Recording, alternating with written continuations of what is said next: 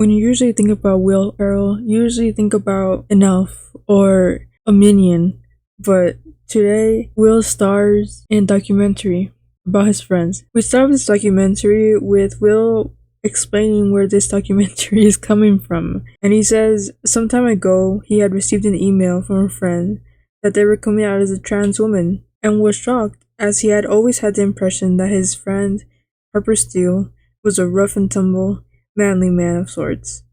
But nonetheless, he happily accepted. As we learn, he was the first to get back to her email, which is sweet because you usually hear or see in a movie when a friendship goes way back, like Will and Harper's, that they usually say they have a difficulty adjusting. And I mean, Will and Harper go way back. Will says that he and Harper started at SNL the same week.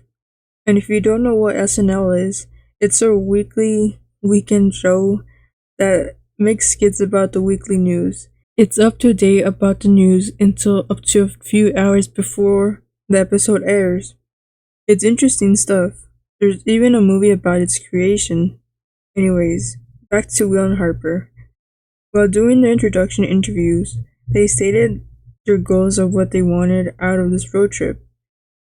They want to ask questions to help them navigate how they should interact with each other, which is interesting to think about because it's an adjustment for Harper as it is for Will. It reminds me of adjusting glasses.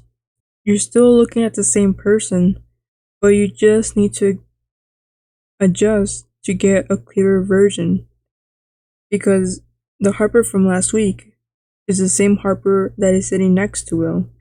But like when you adjust your glasses, you get a better understanding of the person in front of you, and in turn, you learn a person's pronouns, likes, and dislikes. In this case, it's Natty, which is a beer brand that tastes terrible apparently, which is one of the questions Will brings up that he wants to find out on this road trip. Does she still like terrible beer? Or does she like wine now? I also really appreciate that they tried to make this a bit lighthearted, because they are friends after all. But like in the movies / documentaries, it's kind of made to seem like so Will and Harper finally meet up, and Will is near a bridge, not even the airport. I just thought that was funny. And when they meet, I felt like they were a little awkward, but hey, that's normal. I mean, I feel like maybe they hadn't seen each other in a while, so then they go and have breakfast with Harper's kids, where you can really see the type of personality Will has outside of, I was gonna say outside of movies, but they're literally making a documentary, but he still makes people laugh, you know? Even just like simple jokes, you know? It's interesting. Like being able to make people just laugh so easily. And then the next place that they visit is the SNL office and go more into the history there. As we learn, Harper was an advocate for Will, and because people thought there wasn't much to him and basically wasn't gonna amount to anything. And well, we now know he turned out to be a very successful actor / comedian. Then we kind of get a glimpse into what Harper is nervous about. She says a very well put line, "I'm not sure if they'll see me as Harper Steele or as a man in a dress," which is a really good way of saying that, you know, like Harper Steele, her personality, appearance, and mannerisms are all the bundles that make the package that is Harper Steele.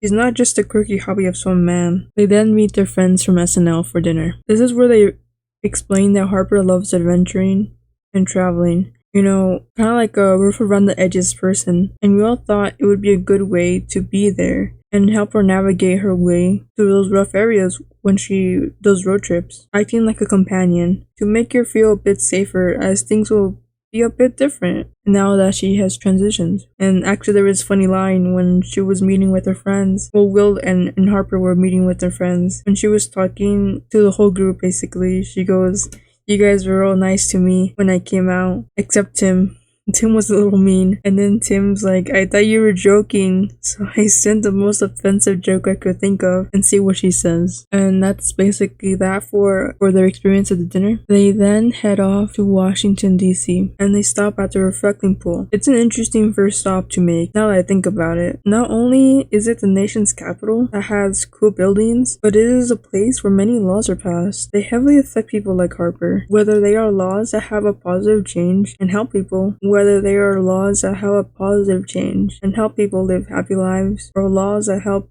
ostracize people, or laws that help ostracize. And when humans stop viewing other people as regular human beings like them, it can lead to very negative consequences. But on the other side of the coin, it is a place where people like Martin Luther King Jr. saw the injustice and fought hard to bring people together, to change laws, change lives, and change minds, and the hope things would be different for their kids and their grandkids, to aid them in their pursuit of happiness. The same way it was back then is the same way it is now, and it is the whole point of this documentary. The first step of change is being understanding, so it's a good thing that a household name like Will Ferrell is in this documentary, as maybe it would help some people become familiar with topics such as these. And Harper is the opposite of caricatures that certain groups of people use to incite hatred or just to bash people. Harper was born in the heartland of America, had a regular upbringing, transitioned later in life, has kids, and was married. But that doesn't change anything. Harper knew she felt different when she was a kid. Got freaked out when she got told she was a boy on the first day of school. We see the house and the neighborhood she grew up in.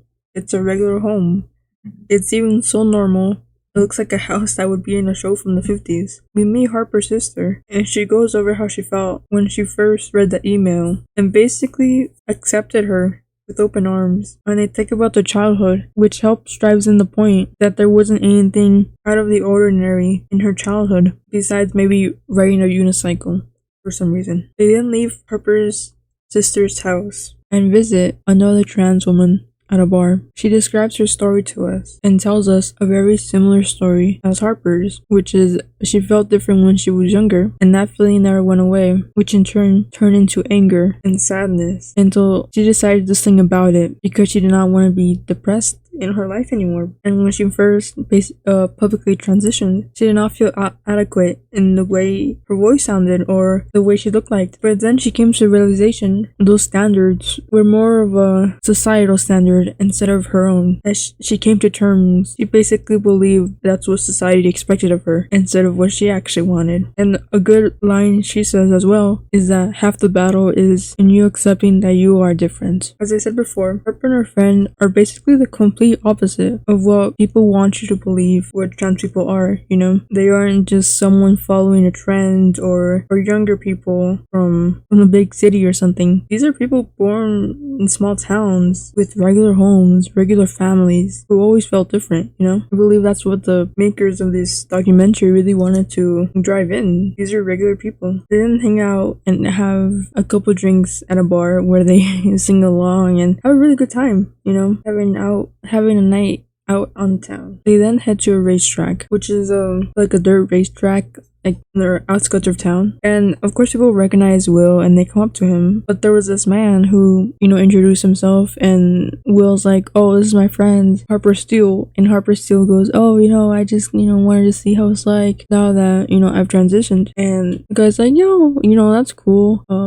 You know, if you like something, you know, if you like watching the races, come out and watch the races. And Harper's a little shocked, you know, just someone being so normal. And then the race ends, and then the guy's walking with Harper, and Harper's just like, oh yeah, I know things would be different not after I transitioned, you know. He's like, well, you know, are you happy? He goes, yeah, I'm happy. And he says, well, that's good. And he just walks off, you know, like that's what's important. And he's like, good. And that's what's important. And it really helped Harper see that there's, you know, good people out there in all different places, you know. And it was a lot, you know, because she started crying just seeing someone she doesn't know being so accepting. They then head off to Texas, and Will sees like a sign like for a buffet or a restaurant where they, you know, those restaurants where they have like, oh, eat this big meal in under an hour and you win a prize or something. And Will pulls out a Sherlock Holmes kind of outfit, like a coat and a hat and than a smoking thing, because he just likes to play and joke around like that, and it's fine. But the area where they are about to eat the meal, it's like on a stage, and then the server asks, "Oh, how should I introduce you guys?" And Will's like, "Oh, Sherlock Holmes," and then Harper is like, "Oh, Miss Harper Steele." I forgot to mention, but I like whenever they interact with a new person or someone asks what they're doing, Will or Harper always say like, "Oh, I've just recently transitioned and I would like, we're going on a road trip or something, just like off the bat, this is who I am," just like ripping off the band-aid. I feel like that was probably good for Harper, maybe, like just like getting into it, not being afraid, or just to, get accustomed to the nervous feeling. Anyways, back to the Texas restaurant. The server introduces Will as Sherlock Holmes, and he kind of hesitates to introduce Harper as Miss Harper. We'll know why. And no, I'm saying he hesitates. The server introduces Will as Sherlock Holmes, and he hesitates to introduce Harper as Miss Harper Steele. And this is where all the positive experiences they've been having on this road trip come to a stop pretty quickly, and both Will and Harper start to feel tension in the air. Harper says, "I'm just eating because I'm nervous, not because I'm hungry." And Will says,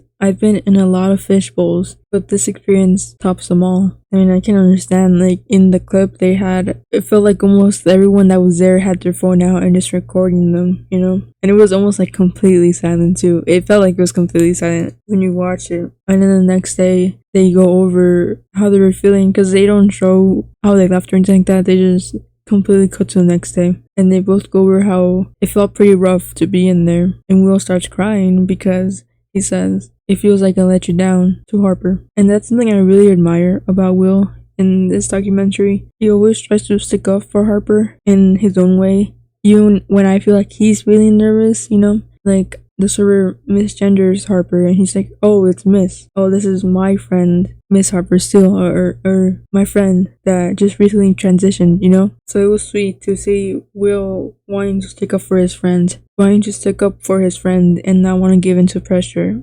Because even during this conversation, they show comments from pictures that were shown online. And it's the usual, like, beautiful comments. "Oh, this doesn't go in Texas. Oh, well," just like dumb comments like that. And then at this point is where they start showing snippets of Harper's diary from when she wrote, like, years back. I think it was 7 years ago they mentioned when she first started seeing a therapist, and she shares what she wrote. She told the therapist, which is she feels strange, doesn't feel normal, and she writes in her diary that the therapist basically wrote her off and just kind of made it seem like the therapist just wanted to say like, "Oh, this will pass, you're not really feeling this, This is where the conversation gets a bit sadder, as, Will questions her about have she ever thought about maybe harming herself, and Harper confides in him that she indeed did feel like that many times, but something always stopped her from continuing. This draws into the next stop. They then stop at New Mexico, where they have hot air balloons. Their friend is there waiting for them, and he's like, 1 year ago today is when you first came out to me, and so it's it's Harper's anniversary, and they enjoy the sunrise on a hot air balloon, where Will Ferrell is screaming at the dogs to be quiet, and he causes the whole neighborhood of dogs to start barking. And that was just a short trip, and they share more diary entries about it really emphasizes Harper's sadness this whole time before she transitioned. And they finally stop at what seems like an abandoned house. Well, Harper reveals this is a house that she bought when she was really struggling, and she says that she would just go out there and wear dresses or any clothing that she wanted and just stay in the house. She wouldn't even dare to go outside in the neighborhood or interact with people in that town because she was so afraid. And the secret that she had, she felt like was eating at her. It made her feel guilt for what she says is lying to people, like lying to Will. It's like hiding something, is the way she felt. And she didn't want to feel like that anymore. So that's when she decided to write that email and tell all her friends, because she got tired of being afraid. She didn't want to